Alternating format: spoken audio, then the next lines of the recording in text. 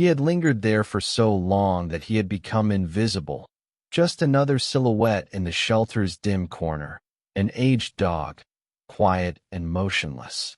Each day, families strolled by his kennel, their eyes drawn to playful puppies, their laughter echoing with the antics of sprightly young dogs, their smiles reserved for wagging tails. But him? He no longer raised his head. It was as if he had accepted that no one would choose him. His name was Rex. Once, he had been a robust German shepherd, his eyes gleaming, his stride bold and assured. But time had eroded him. His joints ached, his coat had grown sparse and lackluster, and those eyes, once so vibrant, now carried only a quiet surrender. The shelter buzzed with noise, barking, yipping, the hum of visitors seeking the perfect companion. Rex no longer added to the clamor. He lay coiled on a tattered blanket in the final kennel, hidden in the building's farthest nook, far from the sunlight and the hopeful gazes. People passed without a glance. They sought youth, vitality, a future, not a relic of the past. So Rex gave up. No more wagging tail, no more sitting alert, no more expectant stares. Hope, after all, only stings when it's dangled repeatedly and never claimed. But everything shifted on a day that started like any other. The shelter doors swung open, the air filled with sound, and into that chaos stepped someone unexpected. She wasn't alone. She clasped the hand of a child, and that child was about to notice what no one else had. Clara Bennett hadn't intended to adopt a dog. Not that day, not any day.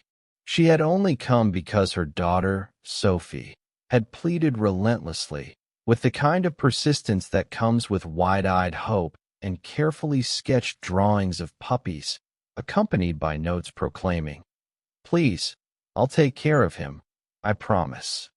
So, on a calm Saturday morning, Elena relented. "We're just looking," she cautioned Sophie as they left the car. "We're not bringing anyone home." "I know," Sophie chirped, her voice brimming with excitement, though her grip on Elena's hand tightened, just in case. The shelter was as loud as Elena had anticipated. Barks reverberated through the corridors, each kennel alive with wagging tails and eager eyes. Dogs leaped against metal bars, tongues lolling, paws stretching, desperate to be noticed, to be chosen.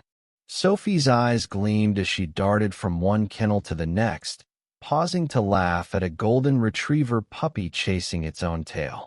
Elena trailed behind, half smiling, half wary.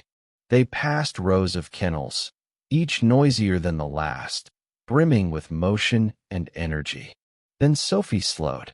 She stopped before a shadowed corner, her small brow creasing. "Mom," she whispered, tugging Elena's sleeve. "Why isn't this one barking?" Elena stepped beside her, peering into the dim kennel. There, barely visible in the faint light, lay Rex, curled up, silent, still. His head rested on his paws. He didn't look up. In that moment, the shelter's din seemed to fade. For the first time, someone had paused. Sophie pressed her face closer to the bars, her hands gripping the metal tightly. Her voice softened, almost hesitant. "Why is no one with him?" Elena crouched beside her, brushing hair from Sophie's face as she glanced inside. Rex hadn't stirred. His frame was gaunt, his coat patchy, his eyes open but distant, as if awake only because he had no choice. Before Elena could answer, a shelter worker approached and paused, noticing their focus.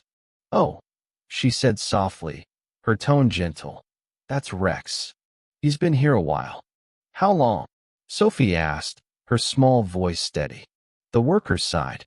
"Over a year now. He's an older boy. Came in after his owner passed away. The family didn't want him." Sophie blinked. "They just left him?" The woman nodded slowly. "We tried posting his story online, put up signs, even lowered the adoption fee, but most people want younger dogs, puppies, dogs that play and jump. Rex just fades into the background. Elena felt a pang in her chest. Not pity, but something deeper. She looked at Rex again, at his still form, at the untouched food bowl in the corner. He doesn't even look up, Sophie whispered.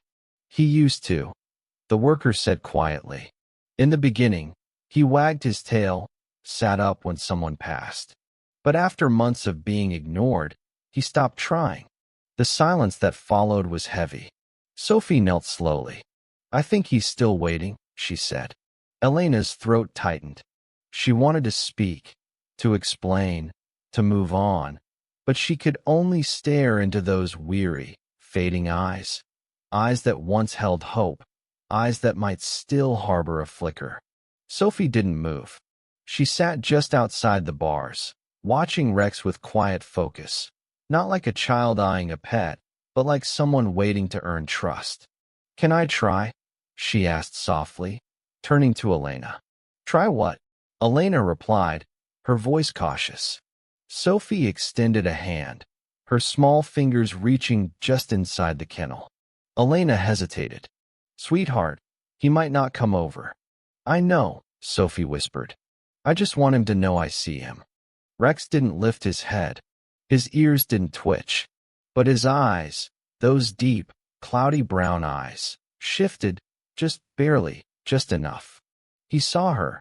Seconds stretched, long and quiet, filled only by distant barks echoing through the shelter. Sophie didn't move or speak again. Her hand stayed still, palm down, fingers relaxed. Then, the smallest thing happened. Rex's nose twitched.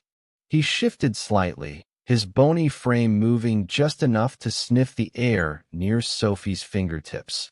Not close enough to touch, not quite. But it was something, a breath of curiosity. Elena's heart clenched. It wasn't much, but it was more than she'd expected. The shelter worker watched quietly from a few feet away. He doesn't usually react, she said softly. Most days, he just sleeps. Won't even take treats. Still crouched beside her daughter, Elena felt something stir deep in her chest. The ache of a connection, fragile and fleeting.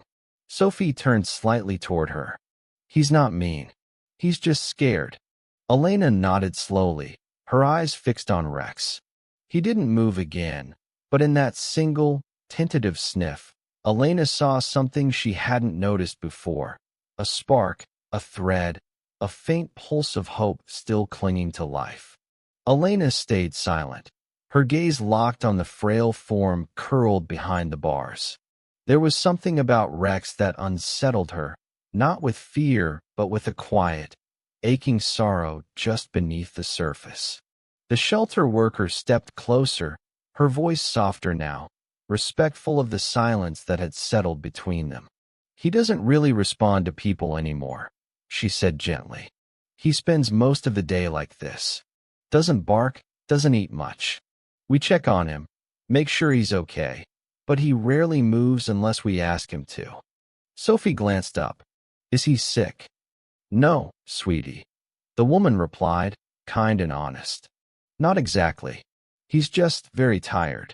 Elena's arms folded instinctively, her brow furrowing as she looked again at the untouched food bowl, the thin blanket on the concrete floor.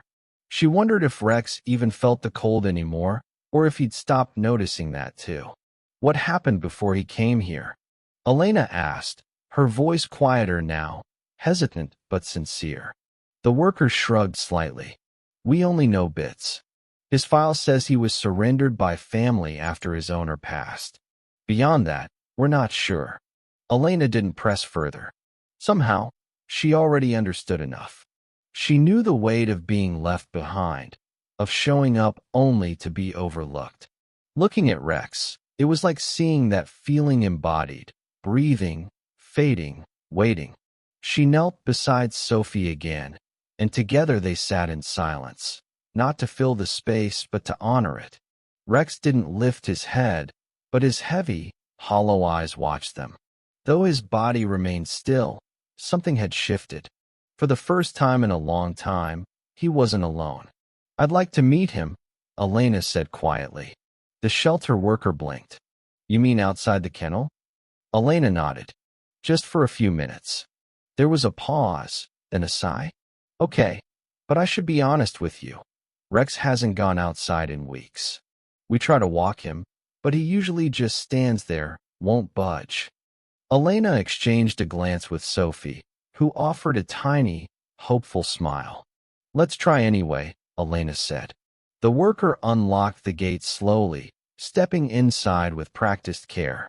Rex didn't move. His eyes followed, but his body stayed curled, still as ever. The leash slipped gently over his neck. No resistance, no reaction, as if he didn't even feel it. Elena and Sophie waited just outside the kennel, watching in silence. Come on, buddy, the worker coaxed. Let's go for a walk. Nothing.